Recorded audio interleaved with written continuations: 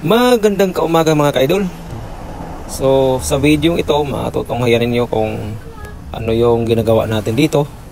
So sa totoo lang, so nag-remapping tayo via Carmen Cotabato sa mga nakaraang linggo. So kaya ko pinost ito ng paulit kasi para maraintindihan ng mga kasama nating hindi nakakaintindi ng Bisaya. Pasensya na kasi direkta lang kasi yung video natin at hindi ko na Tagalog kasi medyo ilang ako sa pagtatagalog, lalong-lalo na kung nagre-remap ako, kung ang kasama ko naman ay mga Bisaya. So pasensya na sa ulit. At bago natin to ipagpatuloy, so pasilip muna natin tong una nating ni-remap din dito sa bandang Talakag, kung saan may mga na-encounter sa ilalim ng ukay na mga precious object na nakita nila. So atin tong tignan kung ano yung update dito at makita natin na may mga kakaiba talaga sa ilalim. So hindi pa naman siya kayamanan kundi isang sinyales na nakita natin na mayroon talagang nakabaon dito sa parte na to. Kaya medyo lang maliit yung hukay, mas maganda to palaliman. Kaya trinay ko, sinubok ko pumunta sa ilalim para makita nyo din kung ano yung sitwasyon at kaya natin maligo sa putik basta ganitong klaseng trabaho kasi laki tayo sa trabaho mga boss idol. So ngayon balik tayo dun sa Cotabato Carmen na remap natin.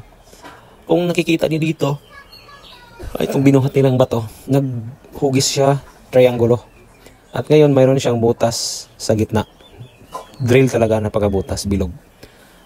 Dito siya na kasi hindi na-capture ng sakto sa video kung ano yung klase. So papakita ko na lang kung ano yung parte dito na mas klaro. Hugis triangle siya. Bawat gilid nito may siya ay ukit na C. Dalawang klaseng naka-ukit na litrang C, left and right, at napagitna niya yung butas na sinasabi ko. At ayun, kitang-kita at klarong-klaro mamaya sa pagbasa natin. At ngayon ito, bato na hinahawakan ko, ito siya ay hugis kalabaw, mukha ng kalabaw, at pwede siyang hugis mukha ng ahas. So ingat-ingat tayo pag ahas na may encounter natin sa ukit na forma sa bato. So delikado yan, punson.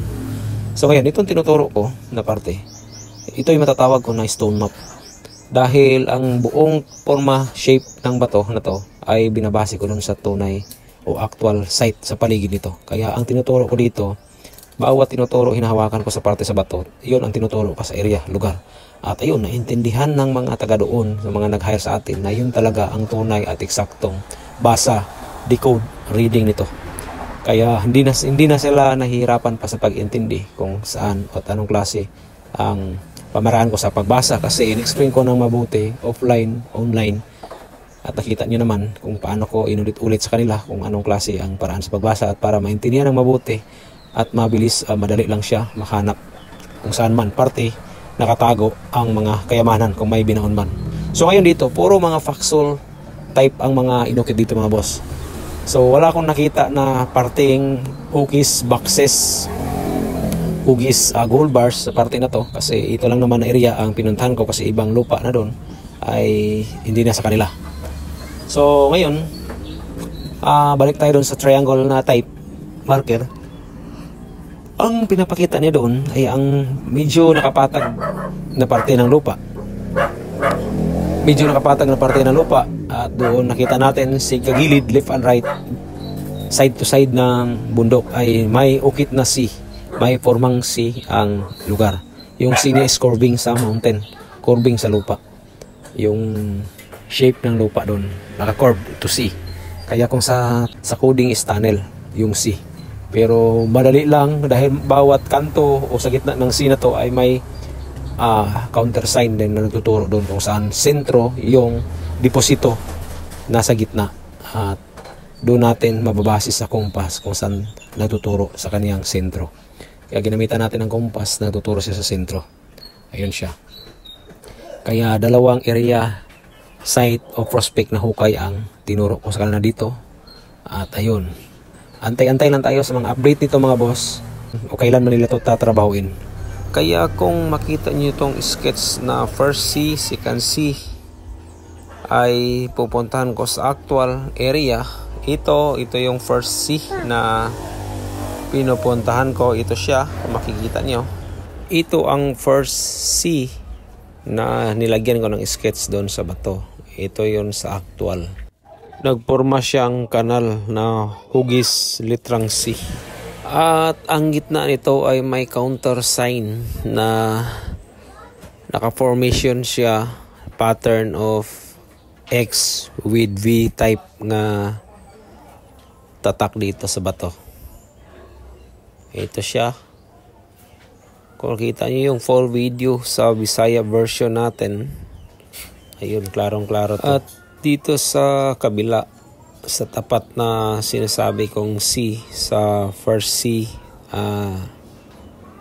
type, ito naman yung ikalawa na second C marker.